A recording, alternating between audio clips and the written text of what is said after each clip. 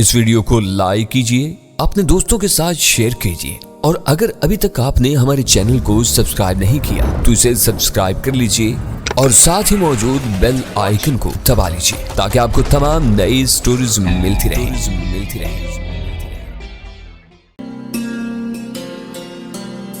بسم اللہ الرحمن الرحیم۔ ناظرین محترم، ہم کس نمبر 493 ملاحظہ فرمائیں۔ میرا خیال ہے قصوروار ہم بھی ہیں۔ ہم نے گل کو شیلا کے وجود سے بے خبر رکھا۔ پہلے تو خیر ایک مسلط تھی یا ضرورت تھی، مگر اب اسے معلوم ہو جانا چاہیے۔ میں نے تائید میں ساری لایا، گل کو سمجھا دینا بہتر ہے، مگر ایسے کہ وہ آسانی سے سمجھ لے، کوئی مشکل پیدا نہ ہو اس کے لیے یا ہمارے لیے۔ محمد خان ایک دم اندر آ گیا۔ اچھا، ابھی ناشتہ ہی چل رہا ہے؟ اسے دیکھتے ہی میں اپنی بات بھول گیا۔ میں نے کہا، سب آپ کا اس نے انتظام ہے خان صاحب، ہم اپنی مرضی سے کیا کر سکتے ہیں، جو آپ کا جی چاہے کریں۔ خان نے کہا، ہم یہ کب چاہتے تھے کہ اگلے دن سو کر اٹھیں؟ میں نے تیز لہجے میں کہا، کیا مقصد تھا آخر تمہاری اس حرکت کا؟ اس نے حیران ہو کے کہا، میں سمجھا نہیں۔ میں نے کہا، کل دوپہر کے کھانے کے بعد تم نے کافی میں خواب آور دوا کیوں ملوائی تھی؟ کیا ضرورت تھی اس کی؟ اس نے انجان نظر آنے کی بہترین اداکاری کی۔ یہ تم کیا کہہ رہے ہو؟ میں خود یہاں موجود تھا، تمہارے ساتھ وہی کافی میں نے بھی پی تھی۔ بحث کے باوجود خان نے میرا یہ الزام درست تسلیم نہیں کیا کہ اس نے کسی خاص مقصد کے تحت کوئی غلط حرکت کی تھی۔ رابعہ نے مجھے بر وقت اشارے سے روک دیا، ورنہ شاید نوبت تلخ کلامی تک آ جاتی۔ ابھی ہم محمد خان کے مہمان تھے، لیکن ہم اپنے پاؤں پر یوں کلاڑی مار سکتے تھے کہ ہماری حیثیت بن بلائے مہمان سے بدتر ہو جائے، اور محمد خان بگڑ جائے تو سچ مچ خونی خان بن جائے۔ ابھی بہت سے معاملات میں ہم اس کی مدد کے محتاج تھے۔ وہ ممبئی میں ہمارا پہلا دوست تھا، جو حقیقی معنوں میں ہمارا مددگار ثابت ہو سکتا تھا۔ موجودہ حالات میں ایک دوست کو دشمن بنا لینا سخت نادانی ہوتی۔ ناشتہ ختم کرتے ہی میں نے سگریٹ جلائی اور خان کے ساتھ باہر چلا گیا۔ مجھے ایک ضروری بات کرنی تھی تم سے۔ خان نے باہر آتے ہوئے دروازہ بند کر دیا۔ میرے کمرے میں آ جاؤ۔ میں نے خان کا کمرہ ابھی تک نہیں دیکھا تھا۔ ویسے تو یہاں جو کچھ تھا اسی کا تھا، مگر پھر بھی میرے ذہن میں ایک تجسس تھا کہ اس شخص کا ذاتی کمرہ دیکھوں، جو ایک نامی گرامی ڈاکو کی حیثیت سے خونی خان کہلاتا ہے، لیکن خود کو عام ڈاکو نہیں سمجھتا، جس کی مٹھی میں تریونی جیسے کروڑ پتی گرگے رہتے ہیں، اور جو دعوے کرتا ہے کہ مقامی انتظامیہ میں نیچے سے اوپر تک سب اس کے ساتھ ہیں۔ اس کا رہن سہن شاہانہ اور ہمارے ساتھ اس کا رویہ شریفانہ تھا۔ اس کی بہت سی باتیں میرے لیے ناقابل فہم تھی۔ اس کا کمرہ دیکھ کر مجھے مایوسی ہوئی۔ اس میں شان و شوکت کے اسباب مفقود تھے۔ خان لکڑی کے تخت پر سونے کا عادی تھا۔ اس کے علاوہ کمرے میں ایک معمولی صوفہ سیٹ تھا اور ایک سینٹر ٹیبل۔ اس ٹیبل پر ایک جان نماز دیکھ کر میں چونکا، لیکن میں نے اس بارے میں خان سے کوئی سوال نہیں کیا۔ کل رات میری دلاور سے بات نہیں ہو سکی۔ میں نے صوفے پر بیٹھتے ہوئے کہا، میری بات ہوئی تھی۔ خان نے کہا، تریونی نے اسے بتا دیا تھا کہ تم اس سے براہ راست بات کرنا چاہتے ہو۔ پھر اس نے کیا کہا؟ کچھ نہیں۔ اس نے آج دوپہر 12 بجے کے بعد تریونی کی دکان میں موجود رہنے کا وعدہ کیا ہے۔ 12 بجے کے بعد تم اس سے فون پر بات کر لینا۔ اس نے یہ نہیں بتایا کہ آخر وہ کیوں ملنا چاہتا ہے؟ اس نے کہا تھا کہ وہ تمہیں کوئی تحفہ دینا چاہتا ہے اور اس کے لیے ضروری ہوگا کہ تم اس سے ملو۔ تحفہ؟ میں نے کہا، وہ حرام زادہ مجھے تحفہ دینا چاہتا ہے۔ اب تک جتنے تحفے ملے ہیں مجھے اس کی طرف سے اتنے ہی میں نے بھی پیش کیے ہیں۔ وہ کوئی نیا جال پھیلا رہا ہے تو ٹھیک ہے، میں بھی تیار ہوں۔ سوچے سمجھے بغیر کوئی قدم مت اٹھانا۔ میں نے اسے یہ تو بتا دیا تھا کہ میں اپنے مہمانوں پر آنچ نہیں آنے دوں گا، اور ان کے خلاف کوئی سازش کی گئی تو نتیجہ سازش کرنے والوں کے حق میں برا ہوگا۔ دلاور نے مجھے یقین دلایا تھا کہ اس میں کوئی دھوکے فریب والی بات نہیں ہے۔ سکندر بخت جہاں چاہے جیسے چاہے مجھ سے مل لے۔ میں جانتا تھا کہ دلاور جیسے مکار اور بے ضمیر شخص کی زبان سے نکلے ہوئے کسی لفظ کو قابل اعتبار نہیں سمجھا جا سکتا۔ وہ خان کو بے وقوف بنا سکتا تھا، مجھے نہیں۔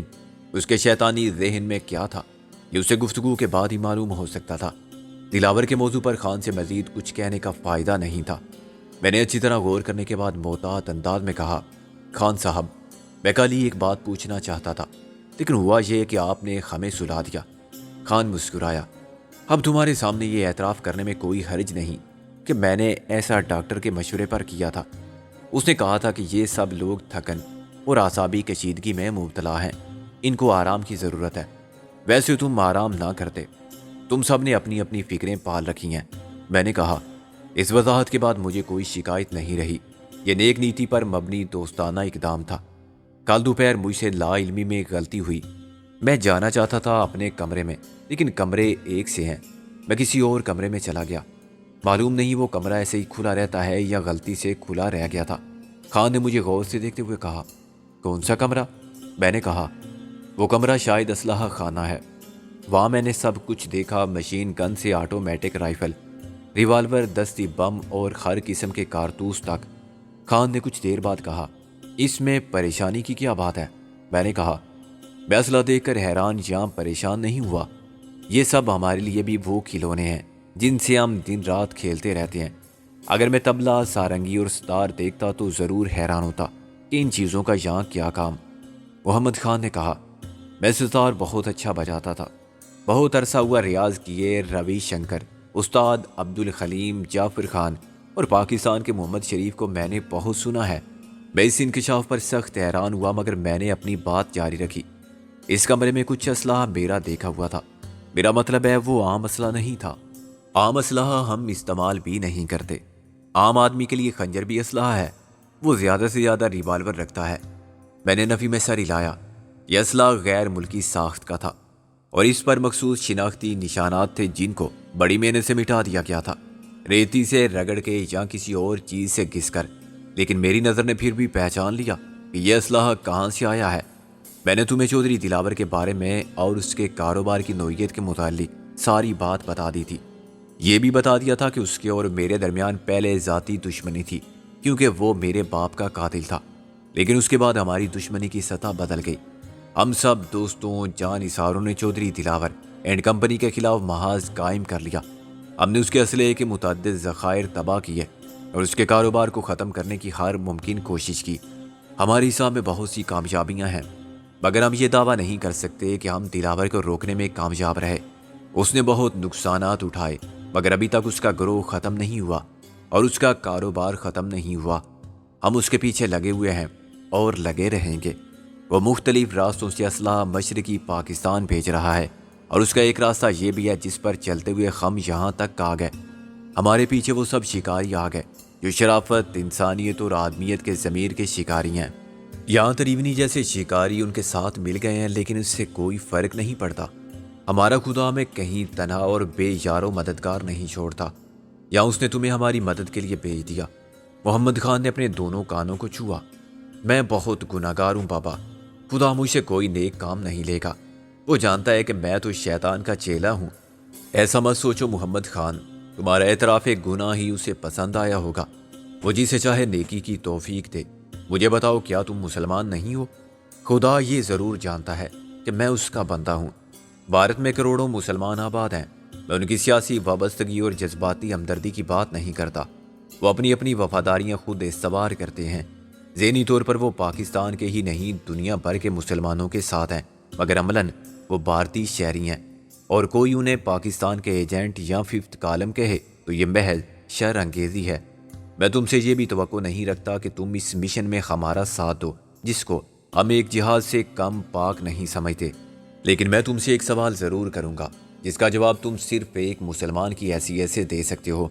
احادیث اور قرآن کے فرمودات اپنی جگہ، تم اس شخص کو کیا سمجھتے ہو جو صرف نام کا مسلمان ہو، خود کو مسلمان بھی کہتا ہو، مگر اس کا وجود مسلمانوں کے درمیان کچھ تو خون کا باعث ہو، جو خود مسلمانوں کے ہاتھ میں خنجر دیتا ہو کہ دوسرے مسلمان کی پیٹھ میں گھونپ دے، جو بھائی کو بھائی کے ہاتھوں قتل کراتا ہو اور اس خونی کاروبار سے اپنے خزانہ بھرتا ہو؟ خدا کی قسم، وہ مسلمان نہیں، شیطان ہے۔ محمد خان بولا۔ چودھری دلاور اور اس کے ساتھی آخر کیا کر رہے ہیں؟ وہ کس کے ہاتھ میں اسلحہ دے رہے ہیں؟ مشرقی پاکستان میں مارنے والے بھی مسلمان ہیں اور مرنے والے بھی۔ پاکستان اور مسلمانوں کے دشمن یہ اسلحہ چودھری دلاور اینڈ کمپنی کو فراہم کر رہے ہیں کہ یہ آگے پہنچاؤ۔ یہ کام کافر اور یہودی کریں تو ان سے کیا گلا، مگر یہ تو خود مسلمان ہیں۔ مگر جیسا کہ تم نے کہا کہ یہ شیطان ہے، یہ اس کاروبار میں خوب کمائی کر رہے ہیں۔ یہ اسلحہ لا رہے ہیں، بنا رہے ہیں اور بیچ رہے ہیں۔ یہ محض گروہ اور سیاسی طاقت کے اعلیٰ کار ہیں۔ میں جانتا ہوں کہ یہ اسلحہ کہاں سے آ رہا ہے۔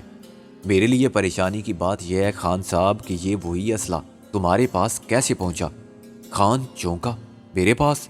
میں نے کہا ہاں، تمہارے پاس وہ اسلحہ ہے جو چودھری دلاور نے اسمگل کیا اور کچھ خود بنا کے اس پر مخصوص شناختی نشان کے ساتھ مشرقی پاکستان میں خانہ جنگی کو آباد دینے کے لیے بھیجا۔ خان ایک دم کھڑا ہو گیا۔ تمہیں غلط فہمی ہوئی ہوگی۔ میں نے کہا بیٹھ جاؤ، میں کوئی غلط فیصلہ اجلت میں نہیں کرتا۔ میں نے اس اسلحے کا غور سے معائنہ کیا تھا۔ خدا نخواستہ میں تم پر یہ الزام عائد نہیں کر رہا ہوں کہ تم چودھری دلاور کے ساتھی ہو یا تمہارے ساتھیوں میں کوئی ایسا بدبخت ہے۔ پھر کیا کہہ رہے ہو تم؟ خان کا چہرہ سرخ پڑ گیا۔ یہ بہت تھوڑا سا اسلحہ ہے خان، وہ لوگ بحری جہازوں میں بھر بھر کے بیچتے ہیں، ٹرک بھر بھر کے روانہ کرتے ہیں۔ میں صرف یہ جاننا چاہتا ہوں کہ تمہارے کسی آدمی نے یہ اسلحہ لوٹا ہے یا خریدا ہے؟ لوٹا ہے تو معلوم کرو کہاں سے، اور خریدا ہے تو کس سے؟ مجھے شک نہیں، یقین ہے کہ اتنے لمبے راستے پر اسلحہ تھوڑا بہت چوری کر کے نکال بھی لیا جا سکتا ہے۔ خان نے سر ہلایا۔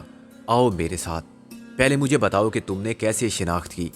ایک بار پھر میں خان کے ساتھ اس کمرے میں جا پہنچا جہاں میں نے وہ اسلحہ دیکھا تھا۔ یہ کمرہ مکفل تھا، مگر خان نے کفل کو جیب سے ایک چابی نکال کر کھول لیا۔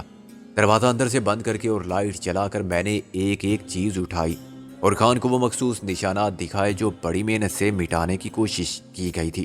خان نے کہا، ایک بات میری سمجھ میں نہیں آتی، آخر اسلحہ فراہم کرنے والوں کو شناختی علامات بنانے کی کیا ضرورت ہے؟ میں نے کہا، ایک وجہ تو یہ ہے کہ اسلحہ ساز فیکٹریوں میں یہ نشانات خود مشینیں لگا دیتی ہیں۔ اس مقصد کے لیے الگ کارخانے قائم نہیں کیے گئے ہیں جہاں بغیر مار کے اسلحہ بنایا جائے۔ ان کے پاس پرانے ذخائر بھی بہت ہیں۔ بیشتر اسلحہ انہی پرانے ذخیروں کو ختم کرنے کے لیے ادھر ادھر بیچ دیا جاتا ہے۔ پھر یہ نشانات چوری کو روکنے میں بھی معاون ثابت ہوتے ہیں۔ اسلحہ فراہم کرنے والوں کو فوراً معلوم ہو جاتا ہے کہ اسلحہ راستے میں غائب ہو رہا ہے۔ ان کے مخبر اطلاع کر دیتے ہیں کہ مخصوص نشانات والا اسلحہ غیر متعلقہ لوگوں کے پاس بھی دیکھا گیا ہے۔ ظاہر اس کے بعد وہ حفاظتی انتظامات سخت کر دیتے ہیں اور چوروں کو پکڑنے کی کوشش کرتے ہیں۔ چودھری دلاور نے ذاتی مفاد میں ایک کام یہ کیا کہ دیسی ساخت کے اسلحے پر ایسے ہی نشانات بنا دیے۔ میں بتا چکا ہوں کہ میرے والد کی فیکٹری میں زرعی مشینری کے آلات اور پرزے بنتے تھے۔ جب وہاں انہی مشینوں پر اسلحہ بننے لگا اور میرے والد کو پتہ چلا تو انہیں راستے سے ہٹا دیا گیا۔ پھر میں بیچ میں کود پڑا اور وہ میرے ضمیر کا سودا نہ کر سکے تو میرے دشمن ہو گئے۔ اب تو خیر چودھری دلاور نے وہ فیکٹری ختم کر دی ہے اور مشینوں کو کہیں اور شفٹ کر دیا ہے۔ اس فیکٹری کی جگہ اس حرام زادے نے ایک خیراتی ہاسپٹل بنانے کا اعلان کیا ہے، اور وہ بھی میرے باپ کے نام پر۔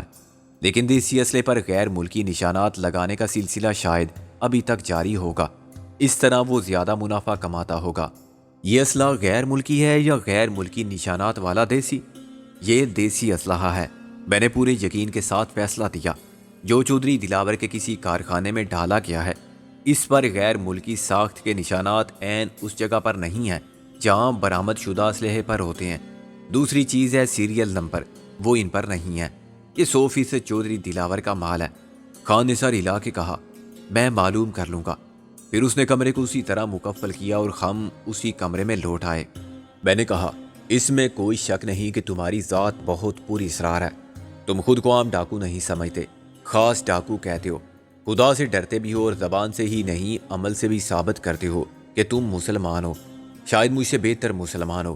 میں خدا کو یاد ہر وقت کرتا ہوں، لیکن تمہاری طرح جا نماز پر بیٹھنے کی توفیق مجھے نہیں ہوتی۔ ویسے تو ہر آدمی کی ذات مجموعہ ہوتی ہے تضادات کا، لیکن شام مجھے سارا ماحول بڑا ہی آسیب زدہ اور پوری اسرار محسوس ہوتا ہے۔ اس نے کہا، ایسی تو کوئی بات نہیں۔ میں نے کہا، ایک تو ہر وقت یہاں الو بولتے رہتے ہیں، لیکن اس کے ساتھ ہی مہمان کی حیثیت سے ہماری خاطر کرنے والے ہر وقت موجود رہتے ہیں۔ کال بیل بجاتے ہی نہ جانے کہاں سے نکل آتے ہیں، وہ سب یہیں ہوتے ہیں۔ خان نے سرسری انداز میں کہا، اور تمہارے ساتھی؟ میں نے کہا، کل رات میں نے دیکھا تھا۔ کیا دیکھا تھا؟ وہ سپاٹ لہجے میں بولا، کچھ لوگ جیپ میں آئے تھے، ایک مرد اور عورت ان کے ساتھ تھے۔ میں نے کہا، جو قیدی معلوم ہوتے تھے۔ خان نے کسی رد عمل کا اظہار نہیں کیا، یوں جیسے اس نے میری بات کو قابل یقین نہیں سمجھا، یا یقین کیا تو کوئی اہمیت نہیں تھی۔ اس نے انٹرکام جیسے ایک بٹن کو دبا کے کہا، سلیمان کو بھیج دو، اور پھر مجھ سے مخاطب ہوا، سلیمان بہت ذہین آدمی ہے، پولیس کا مخبر بھی ہے۔ سلیمان گھنی داڑھی والا کوتا قامت شخص تھا، 5.5 فٹ قد کے ساتھ اس کا پھیلا ہوا جسم زیادہ بے ہنگم نظر آتا تھا۔ اس کے سر پر ایک بھی بال نہیں تھا اور اس طرح پھری ہوئی سر کی جلد پر ایک گہرے زخم کا نشان صاف دکھائی دے رہا تھا۔ میرے اندازے کے مطابق یہ کلاڑی کے وار کا نشان تھا۔ سلیمان، پرسوں تم لوگ کہیں گئے تھے؟ سلیمان نے چوکنا ہو کر مجھے دیکھا۔ ہاں شاہ جی، مگر میں اکیلا نہیں تھا۔ اپنے ساتھ کیا لے گئے تھے تم؟ اپنا زیور شاہ جی، سلیمان نے کہا۔ اور جب واپس آئے تھے تو فالتو زیور کہاں سے لائے تھے؟ کچھ مال دیکھا ہے میں نے جو نیا تھا۔ سلیمان تذبذب کا شکار نظر آنے لگا۔ ڈرنے کی کوئی بات نہیں، یہ مال چھینا تھا کسی سے؟ سلیمان نے کہا۔ نہیں شاہ جی، ملا تھا ایک گھر سے، گھر والوں کو ہم ساتھ لے آئے تھے۔ وہی میاں بیوی؟ ہاں جی، بڑے سخت جان تھے دونوں، کچھ نہیں بتاتے تھے پہلے تو، مگر ہم نے اگلوا لیا۔ انہوں نے یہ سب ایک پروہت سے خریدا تھا، 1000 نقد دیے تھے اور زیور دیا تھا۔ محمد خان نے کہا۔ کس لیے؟ انہیں کسی سے بدلہ لینا تھا۔ ان کی ایک بیٹی، شوہر کی ایک اور بیوی کی 2 بہنوں کو باری باری اٹھا لیا گیا تھا۔ مقابلے پر ایک دادا تھا اور کوئی سیٹھ تھا۔ بے وقوف، پھر انہیں کیوں لے آئے تھے اپنے ساتھ؟ محمد خان نے برہمی سے کہا۔ ان سے معلوم تو کرنا تھا شاہ جی کہ اس قسم کا اسلحہ کیوں جمع کیا تھا انہوں نے۔ اسی سیٹھ کے گھر میں موجود تھے وہ دونوں جہاں ہم گئے تھے۔ شوہر تو پاگل ہو گیا تھا، کہنے لگا تم لوگ چلے جاؤ ورنہ تم بھی مارے جاؤ گے۔ دستی بم نکال لیا تھا اس نے، لیکن ہم نے اسے قابو کر لیا اور ساتھ لے آئے۔ اس سیٹھ کے گھر پھر جائیں گے تو انہیں ساتھ لے جائیں گے، ہم نے ان سے وعدہ کیا ہے۔ ان کے بتانے پر ہم پروہت کو لے آئے تھے۔ پروہت نے 1000 بھی واپس کر دیا اور زیور بھی، اور ہاتھ جوڑتا رہا کہ یہ بات کسی کو معلوم نہ ہو اس نے چوری کی تھی۔ اسے معلوم نہیں تھا کہ مال کس کا ہے اور کہاں جا رہا ہے، اس نے تو بس موقع سے فائدہ اٹھایا تھا۔ ان میاں بیوی سے پیسے لے کر جگہ بتا دی تھی، ان کو اپنے دشمنوں سے نمٹنے کے لیے اسلحہ چاہیے تو خود نکال لیں۔ اسے معلوم نہیں تھا کہ میاں بیوی نے کتنا مال نکالا۔ اچھا، وہ پروہت کہاں ہے؟ اسے بھی واپس چھوڑ آئے ہم، سلیمان نے کہا۔ مگر وہ رہتا کہاں ہے؟ اگر دوبارہ ملنا اس سے تو وہ کہاں ملے گا؟ اسی مندر میں جہاں سے ہم لائے تھے، شہر کے باہر اشوکا سٹیل اور جنتا کیمیکل کے پیچھے والی آبادی میں۔ دونوں طرف نالا ہے جس میں فیکٹری کا گندا مال بہتا ہے، درمیان میں 4-5 ہزار مزدور رہتے ہیں، سلیمان نے کہا۔ اب میں نے کہا کہ آج رات کسی وقت ہم وہاں جا سکتے ہیں، ایسے کہ کسی کو بھی پتہ نہ چلے، میں اس پروہت سے ملنا چاہتا ہوں۔ جواب محمد خان نے دیا، ہم آج رات اس سے ضرور ملیں گے۔ پھر اس نے سلیمان کو جانے کا اشارہ کیا۔ میں نے کہا، یہ آدمی واقعی ہوشیار ہے، اس نے میرے سامنے سب کچھ بتا دیا اور بہت کچھ گول کر گیا۔ میرا خیال اس نے کچھ چھپایا نہیں، اس نے کسی کا نام بھی نہیں لیا۔ میں نے کہا، نہ ان میاں بیوی کا جن کو یہ لوگ اپنے ساتھ لائے تھے، نہ ان کی بیٹی کا، نہ کسی بہن کا، اور نہ اس بدماش کا اور سیٹھ کا جو اصل مجرم ہے۔ محمد خان نے کہا، نام غیر ضروری تھے، وہ سب سچ تھا جو اس نے بتایا۔ میں نے کہا، کیا رات کو تم بھی ہمارا ساتھ دو گے؟ محمد خان نے کہا، اگر تم نہیں چاہتے تو نہ صحیح، یہ بات نہیں، ہم وہاں بیس بدل کے جائیں گے، اور یہ بھی ہو سکتا ہے کہ لوٹ کر نہ آئیں۔ کیا مطلب؟ تم یہاں سے جانا چاہتے ہو؟ میں نے کہا، ظاہر ہے ہم یہاں تمہارے مہمان بن کے کب تک رہ سکتے ہیں؟ ہمارے پاس وقت کم ہے اور ہمارے کام کی نوعیت بھی ایسی ہے کہ خود ہم اپنے بارے میں یقین کے ساتھ کچھ نہیں کہہ سکتے۔ ہمارا واپس آنا یا نہ آنا حالات کے رحم و کرم پر رہتا ہے۔ ہم اس حقیقت سے بھی آنکھ نہیں چراتے کہ خوش قسمتی کے اتفاقات پر انحصار غلط بھی ہو سکتا ہے، اور موت ہم میں سے کسی کا راستہ کہیں بھی روک لے تو سارے ارادوں کو خاک میں ملا سکتی ہے۔ اکثر یہ بھی ہوا ہے کہ ہم ایک ساتھ گئے مگر ایک ساتھ واپس نہ آئے، یا ساتھ نہ رہ سکے، تقدیر کے راستے کہیں سے کہیں لے گئے۔ میں تمہارے مسائل کو سمجھتا ہوں، لیکن آج رات کیا سب کا جانا ضروری ہے؟ خان نے کہا، میں غالب اور محسن کے معاملے میں تم سے اتفاق نہیں کر سکتا، ان کو ابھی یہاں رہنے دو، پھر یہ باتیں ہوتی رہیں گی۔ پہلے تم دلاور سے بات کر لو۔ اگر مجھے دلاور سے ملاقات کے لیے جانا پڑا تو مجھے تمہاری مدد کی ضرورت ہوگی۔ خان صاحب، میں نے کہا، کیسی مدد؟ کھل کے بات کرو۔ دلاور بہت مکار آدمی ہے، مجھے نہیں معلوم کہ تحفے سے اس کی کیا مراد ہے۔ میں چاہتا ہوں کہ تم تریونی سے میری حفاظت کے ساتھ واپسی کی ضمانت لو، کوئی ایسا جال پھیلاؤ کہ دلاور چاہے بھی تو ہمیں کوئی نقصان نہ پہنچا سکے، اور ایسی کوشش کرے تو خود اس جال میں پھنس جائے۔ خان نے میرے کندھے پر تھپکی دی، تمہیں پریشان ہونے کی ضرورت نہیں، دلاور سے تمہاری ملاقات میں تمہارے لیے کوئی خطرے کی بات نہیں ہوگی۔ تم خان کے مہمان ہو۔ یہ بات میں تریونی کو اپنے طور پر اچھی طرح سمجھا چکا ہوں۔ چودھری دلاور کو تریونی سمجھا دے گا۔ تم اسے نہیں جانتے، وہ شیطان کو بھی چکر دے سکتا ہے، اپنے باپ کے ساتھ بھی دھوکہ کر سکتا ہے۔ میں نے کہا حفاظتی انتظامات کی ذمہ داری مجھ پر چھوڑ دو۔ کیا تم اکیلے جاؤ گے؟ ہاں، دلاور سے ملنے کے لیے میں اکیلا ہی جاؤں گا، لیکن آج رات اس پروت کے ساتھ ملاقات کے لیے میرے ساتھ کون کون جائے گا، اس کا فیصلہ میں مشورے کے بعد کروں گا۔ میں نے کہا۔ ایک بار پھر خان نے وائرلیس فون پر تریونی کا نمبر ملایا۔ رسیور اسی خوش آواز آپریٹر سیکرٹری نے اٹھایا۔ چند سیکنڈ بعد میں نے تریونی کی آواز سنی۔ میں سکندر بخت بول رہا ہوں۔ میں نے بے خوفی سے اپنے اصلی نام کا اعلان کیا۔ چودھری دلاور سے بات کرو، تریونی نے بیزاری سے کہا۔ کیا حال ہے اپنے سکندر صاحب؟ چودھری دلاور نے خوش دلی سے کہا۔ کہاں سے بول رہے ہو؟ اپنے منہ سے۔ تمہاری آواز کہاں سے برآمد ہو رہی ہے؟ میں نے کہا وہ ہنسا۔ تمہاری قسمت پر مجھے واقعی رشک آتا ہے، کوئی نہ کوئی آسرا مل ہی جاتا ہے تمہیں۔ میں نے کہا خدا نے ہمیں ساروں سے کبھی مایوس نہیں کیا، کیونکہ ہم نے کبھی اس سے امید کا رشتہ نہیں توڑا۔ یہ سب کہنے کی بات ہے اپنے سکندر صاحب، بکرے کی ماں بھی خیر مانگتی رہتی ہے، لیکن اسے چھری سے ہمیشہ نہیں بچا سکتی۔ یہی بات میں تمہارے لیے کہوں گا تو بکرے کا نہیں، سور کا حوالہ دوں گا۔ میں نے کہا اب یہ بتاؤ کہ اچانک تمہیں مجھ سے ملنے کی ضرورت کیوں پیش آ گئی؟ ہماری ملاقات کو زیادہ عرصہ تو نہیں گزرا۔ بات کچھ بھی نہیں سکندر صاحب، آپ کے لیے کسی نے وطن سے ہماری معرفت تحفہ بھیج دیا ہے۔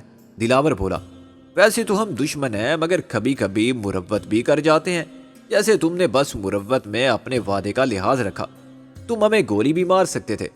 تریونی حیران ہوا تھا لیکن میں نہیں، چنانچہ جواب میں تم خیر سگالی کے جذبات کا مظاہرہ کرنا چاہتے ہو۔ ہاں تم یہی سمجھ لو۔ ویسے جو بھی تحفہ کسی نے تمہارے لیے بھیجا ہے وہ اپنے کس کام کا؟ دلاور نے کہا میں نے کبھی تمہارے الفاظ کا مطلب وہ نہیں سمجھا جو تم مجھے سمجھانے کی کوشش کر چکے ہو۔ میں نے تمہاری نیت کو سمجھا اور دھوکے میں نہیں آیا۔ یہ تحفے والی بات بھی کوئی فریب کاری ہے، لیکن میں پیچھے نہیں ہٹوں گا۔ میں یہ تحفہ وصول کرنے آؤں گا۔ اس کا فیصلہ وقت کرے گا کہ جواب میں تمہیں کیا تحفہ دیا جائے۔ تم اپنے MRS کے لشکر کے ساتھ آؤ اگر تمہیں کوئی ڈر ہے، دلاور نے کہا۔ میں نے کہا میں اکیلا آؤں گا، مگر وقت اور مقام کا تعین میں کروں گا۔ آج میں مصروف ہوں۔ دلاور ہنسا۔ تمہارے کمانڈوز ابھی اس قابل نہیں ہوں گے کہ اپنی ٹانگوں پر سیدھے کھڑے ہو کے چل سکیں۔ میں نے کہا میں پھر واضح کر دوں کہ میرے ساتھ کوئی نہیں آئے گا۔ وہ کیا نام ہے ان کا، اپنے شیروانی صاحب، انہیں تو لے ہی آؤ، ان کے بغیر تمہاری جوڑی پوری نہیں ہوتی۔